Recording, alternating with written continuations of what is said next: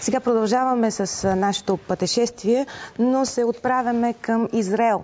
Послания за спокойствие и непреходност носят творбите на художника дърворезбар Георги Траянов, който от години живее и работи в Израел.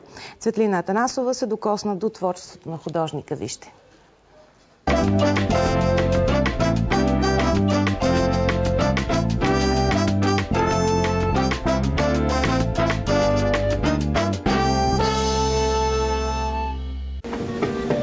Специфичен уют и ухание на дърво ме посрещат в студиото на Георги Траянов. В сърцето на древния израелски град Яфо художникът дърворезбар преоткрива своето вдъхновение. Припомня се, че преди повече от 50 години в двореца на пионерите резбата го хваща и не иска да го пусне. Минава през техникума по художествени занаяти, учи и преподава в художествената академия. Животът му се върти около тезгяха и длатата.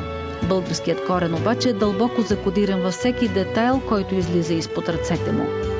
Мисля, че тия неща просто се идват в подсъзнателна форма. Искаш и не искаш, ти си ги правиш по-български и не може да стане по друг никакъв начин.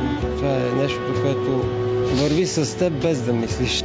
Чувства дървото като част от себе си, затова не само създава пластики, но и реставрира старинни мебели. Казва, че те също могат да разказват история. Шкафът в ателието му е на повече от век и половина.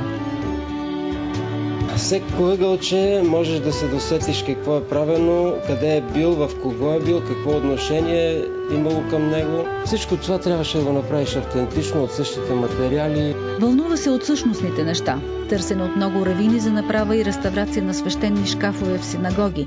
Нещо като християнските иконостаси. Признава, че религията е далеч от интересите му, въпреки че е изучавал няколко години кабала. Получавам разрешение да снимам в една синагога. Там Георги е вдъхнал живот на свещен шкаф от 18 век. Части от него са били музейни експонати. Аз трябваше по една снимка, която е единствената снимка, черно-бяла малка, от която да направя проект и да го изпълня. Прецизност и точност на ръката отличават работата на дърворезбаря. Истинско вдъхновение обаче черпи от природата. Аз съм такъв запален любител на морето, че ако не го видя поне 3-4 пъти в седмицата, не мога да работя. Изглежда, че морето ми е вдъхновението.